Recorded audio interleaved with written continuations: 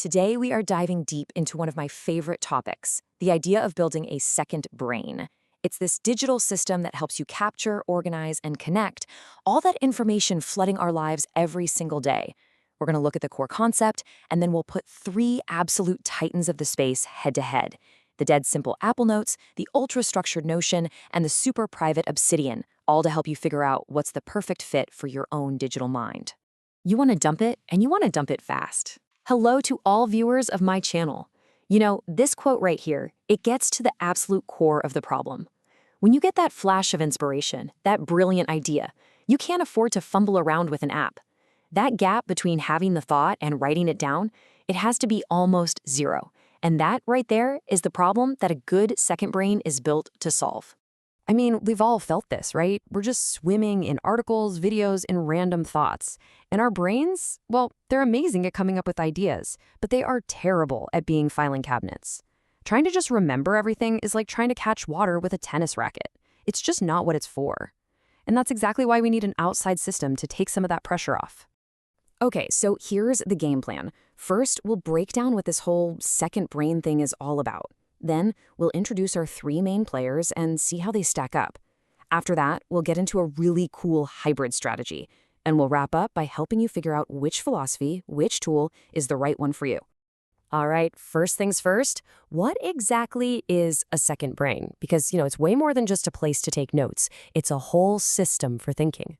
So this whole idea was really made famous by a productivity guru named Tiago Forte.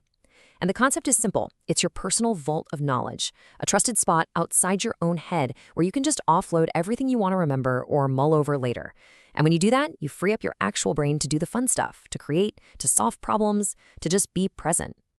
And the engine that makes this whole system run is a really simple four-step process, CODE.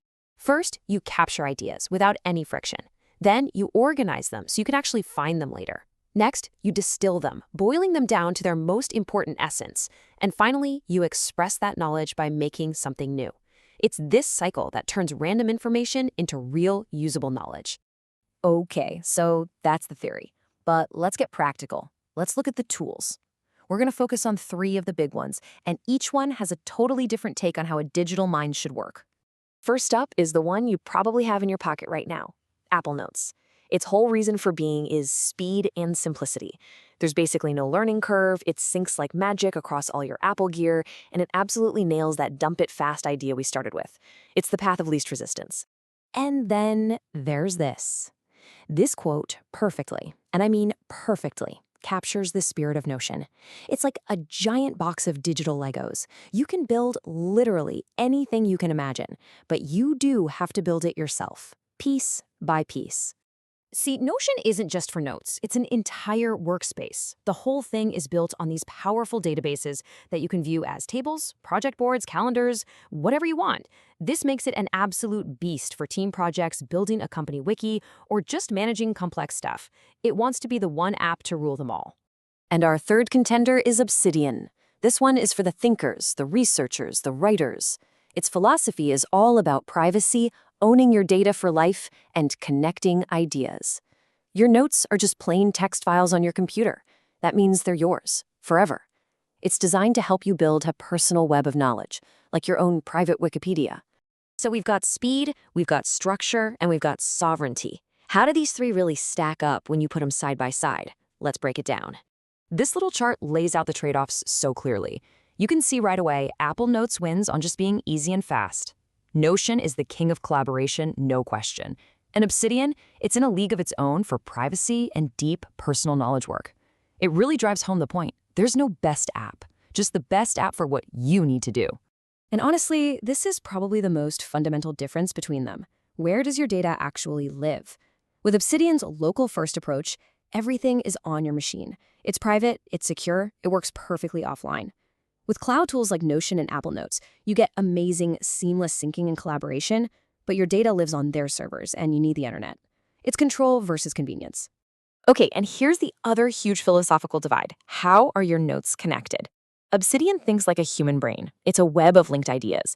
You can even see this web in its graph view, which is amazing for sparking new connections.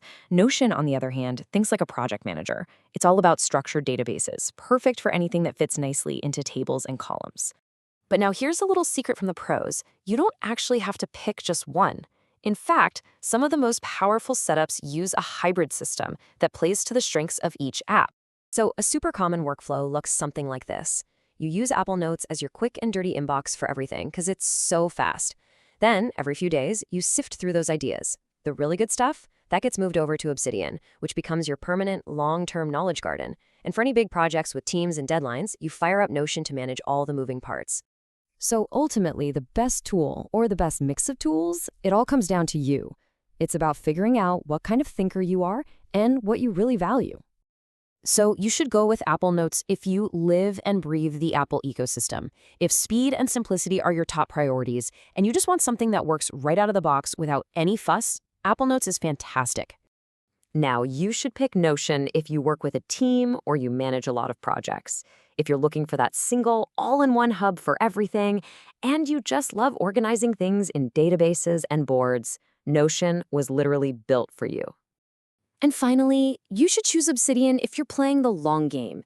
If privacy and owning your data are non-negotiable, and your goal is to build a web of knowledge that will grow with you for decades, well then Obsidian is your sanctuary. You know, in the end, this was never really about the apps themselves. The tool is important, yeah, but the method is everything.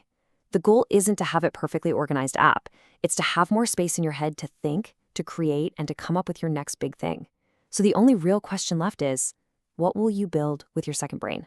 Subscribe to the channel and like, and also suggest your topics for future videos in the comments.